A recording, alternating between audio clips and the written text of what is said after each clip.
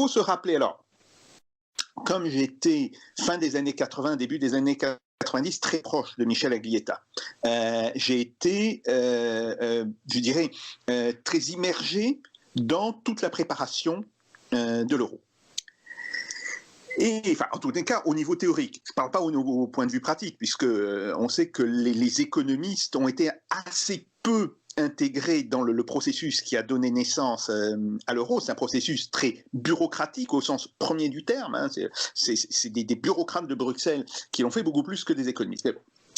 Et un des arguments qui avait une certaine pertinence à fin des années 80, début des années 90, c'était de dire on ne peut plus vivre dans le système post-Bretton Woods dans lequel nous étions à l'époque, qui est un système d'étalon dollar.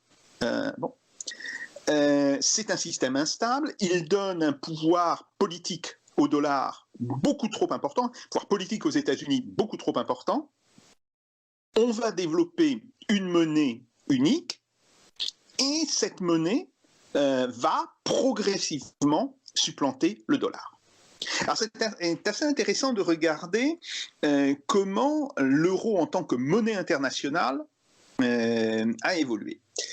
Et ce dont on se rend compte, c'est que en termes de monnaie de réserve, pour les réserves des banques centrales, l'euro est actuellement inférieur à la proportion combinée du franc, du Deutsche Mark et du florin néerlandais et de l'écu. C'est-à-dire que si on prend les 4 devises, bon, l'écu n'étant pas en tant que telle une devise, une espèce de quasi-devise, mais qui était utilisée dans les monnaies de réserve.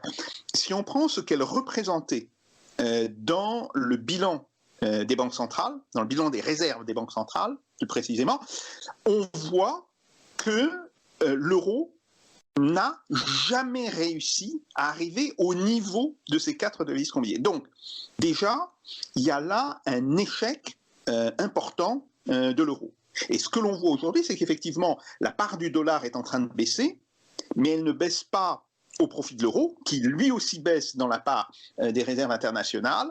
Ce qui monte, ce sont ce qu'on appelle les petites monnaies, et ça c'est d'ailleurs un problème assez intéressant. Elles sont passées d'environ 9% des réserves internationales à peu près 20%.